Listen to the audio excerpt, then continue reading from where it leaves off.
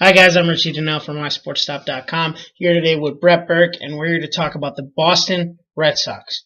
This is a team that has a couple MVP candidates, is replacing another former MVP. They got a little couple things to move, but first and foremost, how are the Red Sox going to replace Papi, David Ortiz?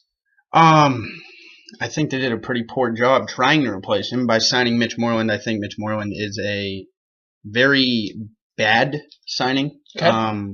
I thought they should have went out inside Edwin. Yeah. But they didn't.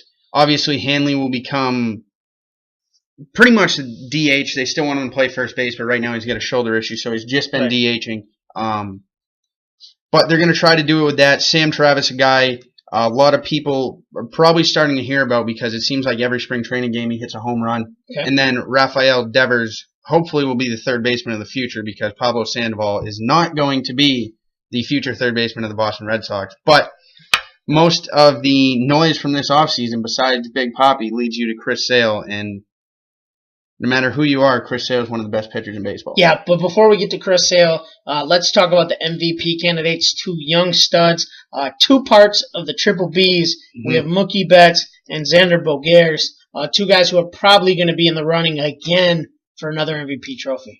Yeah, Bogaerts hit a wall last year, and I'd say it was July. He hit like 220 from July to the end of the season, but he hit like 360 for the first half of the season. So Bogaerts definitely one of the best shortstops in baseball. Him, Lindor, couple other guys you can throw out there. And then Betts really had an awakening. A lot of people think he should have won the MVP. Yep. Mike Trout won the MVP. I have nothing against them giving it to Mike Trout. Betts, a threat on the bases. He said he wants to steal more bases this year because Papi's not behind him, so he's not afraid of running into outs.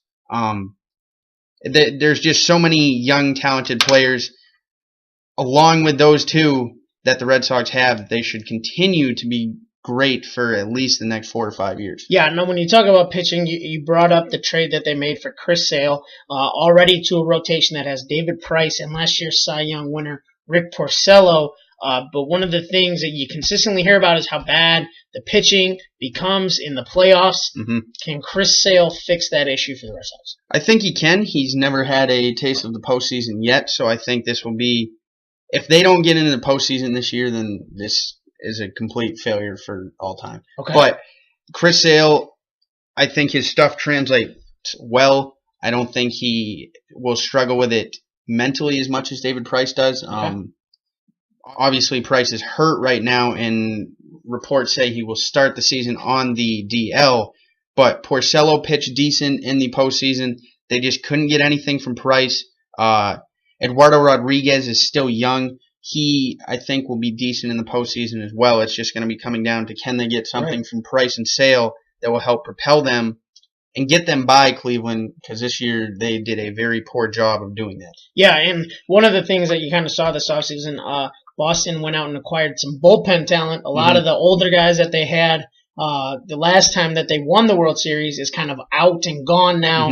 But you got to talk about Craig Kimbrell, Tyler Thornburg, an acquisition that they made with the Milwaukee Brewers, Joe Kelly, and converted starter Matt Barnes. Yeah, both Barnes and Kelly, two guys that were starters. Kelly's been pitching very well since probably August of last season in the bullpen. Matt Barnes, a guy I think that is highly underrated. Yeah. John Farrell didn't really trust him, and I think that cost him a lot of games last year. Craig Kimbrell has to be better than what he was because he was not very good for long stretches of last season. And if Tyler Thornburg is pitching like he is in spring training, I hope we send him to AAA. Okay. 9 runs in an inning in the third is not what I expected trading Travis Shaw, but Thornburg should hopefully rebound and be okay. And there's just so many pieces on this team. Right. The biggest weakness is going to be replacing David Ortiz. Yeah, and we talk about all the young talent. We talk about the acquisitions and everything that's going on, and yet still the most consistent piece that holds it all together, the glue guy, the blue collar, Dustin Pedroia. He just does everything well. Good hitter, good defenseman. We'll steal you a base here and there. Yep. But, I mean, how long is Pedroia going to be able to go yet? I think Pedroia has 3 to 4 years if he stays healthy. Something a lot of people don't realize with him, so he was always getting hurt hitting. He switched to this thing called the Axe Bat. It's a different handle, and it's really helped him stay healthy the last couple years, outside of when he slid into first base first game of the season and sprained his thumb. But he is the leader of the clubhouse. He helps guys like Andrew Benintendi, who will be coming up this year and starting every game, help them grow into their role. He helps Jackie Bradley. He helps Mookie Betts. He helps Xander. He helps them all. And it's going to be necessary because they lost that clubhouse leader. David Ortiz was and still is the face of that franchise.